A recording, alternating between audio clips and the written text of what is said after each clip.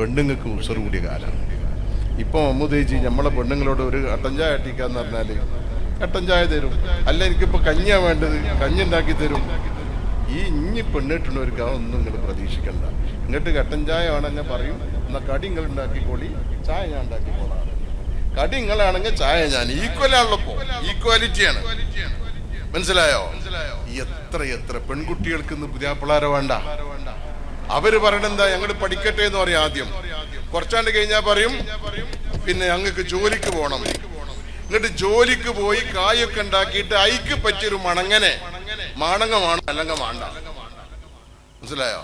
പെണ്ണ് പറയും പോലെ കേൾക്കേണ്ട ഒരു മണങ്ങനെ കിട്ടുകയാണെങ്കിൽ അപ്പൊ നോക്കാം, ഇല്ലെങ്കിൽ മാണ്ട.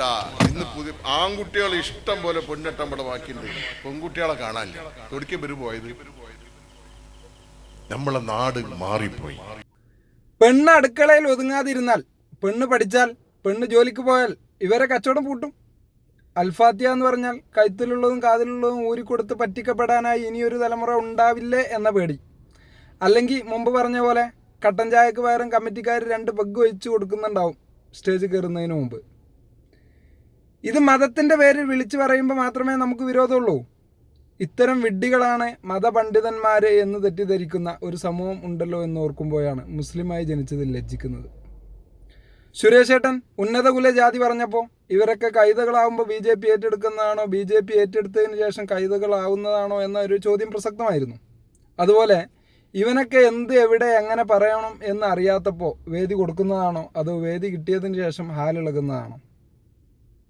ഭാര്യ ചായ ഉണ്ടാക്കുമ്പോൾ ഭർത്താവ് പലഹാരം ഉണ്ടാക്കട്ടെ, വെച്ച് വിളമ്പാനായിട്ടുള്ള ഒരു മെഷീനായിട്ട് മാത്രം പെണ്ണിനെ കാണണമെന്ന് ഏത് മതമാണ് പഠിപ്പിച്ചത്?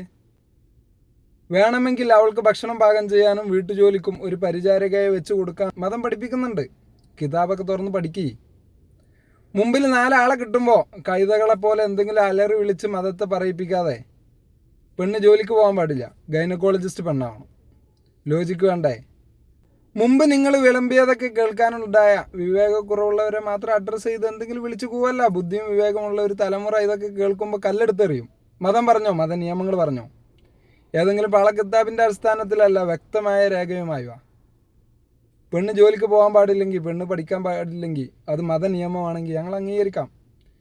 ഇതൊക്കെ കേൾക്കുന്ന മുസ്ലിം സഹോദരങ്ങളോട് പറയാനുള്ള ഈ കോവർ കൈതകൾ പറയുന്നതൊന്നും ഇസ്ലാം മതവുമായി യാതൊരു ബന്ധവുമില്ല.